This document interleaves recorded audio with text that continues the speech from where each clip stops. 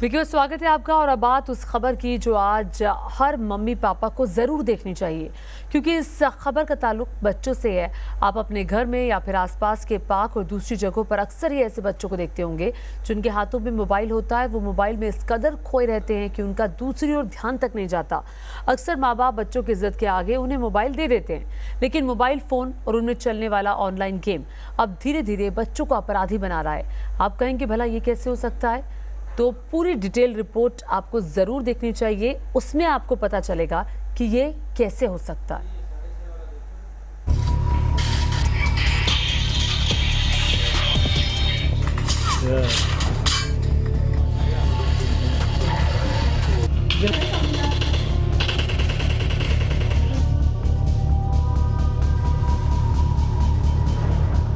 Online पढ़ाई की मजबूरी में पहले पेरेंट्स बच्चों के हाथों में मोबाइल देने को मजबूर हुए,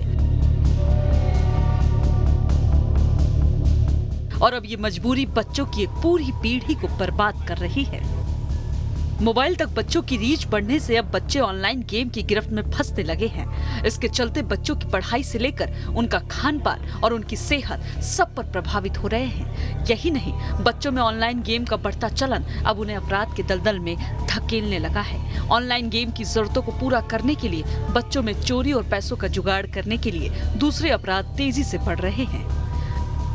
अपराध के तरीके अलग अलग हैं, लेकिन मकसद एक, ऑनलाइन गेम की जरूरतों को पूरा करना। कैसे, अब वो समझिए। गुजरात के वलसाड में एक 14 साल के एक स्कूली बच्चे ने घर छोड़ दिया। घर पर शिकायती चिट्ठी छोड़ गया कि घर वाले उसे फ्री फायर गेम नहीं खेलने देते, इसलिए वो घर छोड़कर जा रहा है।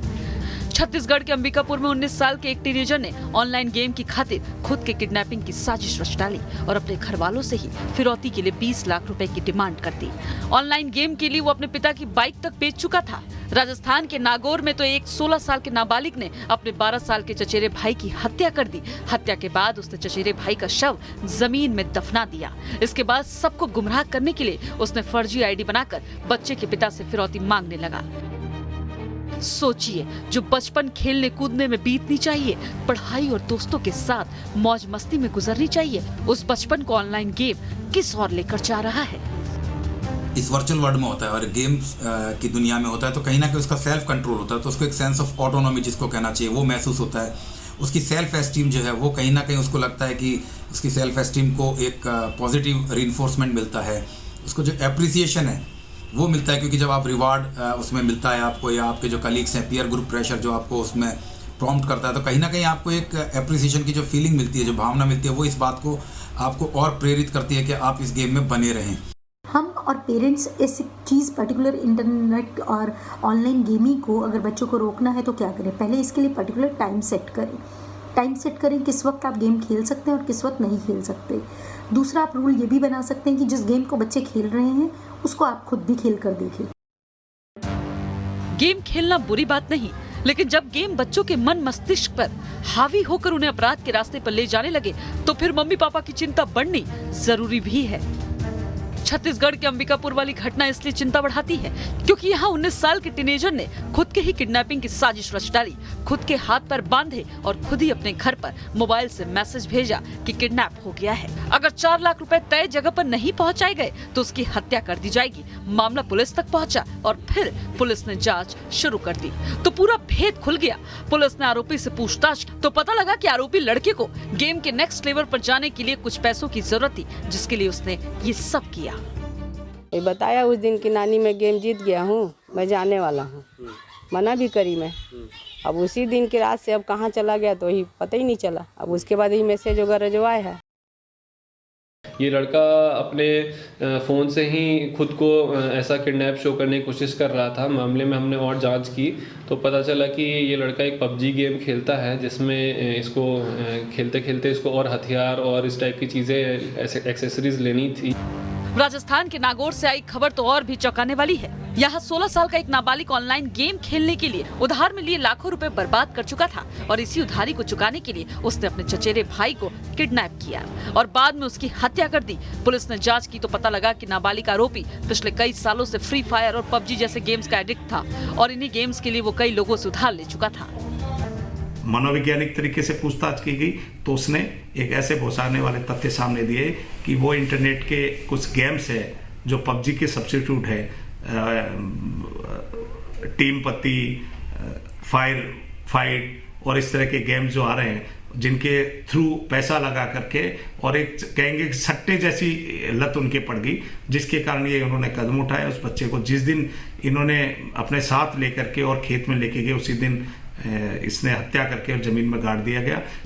ये तो वो अपराध हैं जिन्हें पुलिस में रिपोर्ट किया गया और पुलिस ने कार्रवाई करके सच का पता लगाया। हालांकि ऑनलाइन गेम के चक्कर में बच्चों द्वारा किए गए कई अपराध तो पेरेंट्स पुलिस में दर्ज ही नहीं कराते, जैसे घर में छोटी मोटी चोरी और दूसरे छोटे अपराध।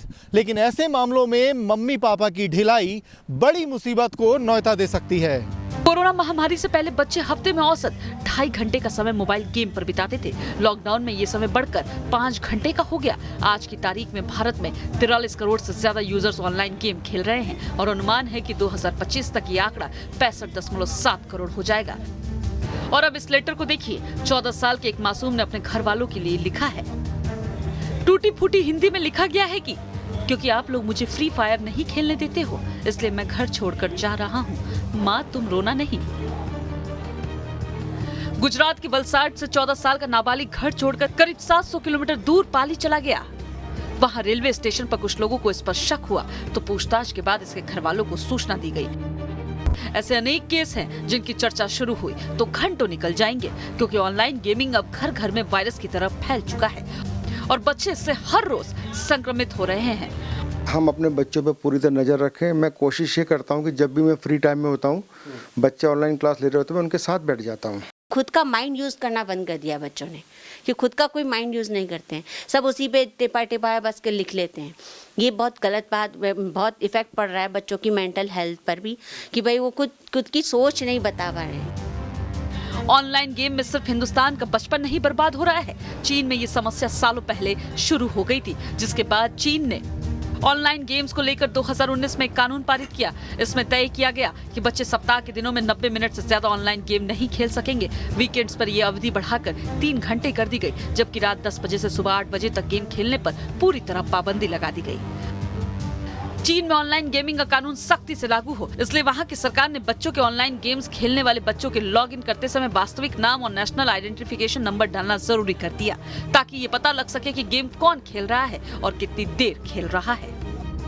एक समय वो भी था जब बच्चे स्कूल से आने के बाद अपने मोहल्ले के बच्चों के साथ खेलते थे, जिसमें उनकी फिजिकल एक्टिविटी भी होती थी। लेकिन समय के साथ ऐसे खेलों का दायरा सिमटता गया। कोरोना काल के बाद बच्चों की एक्टिविटी पहले ही कम हो चुकी है और रही सही कसर मोबाइल और लैपटॉप ने पूरी कर दी है। वीडियो जर्नलिस्ट सुधीर के साथ अवनीश चौधरी, न्यूज़ नेशन दिल्ली।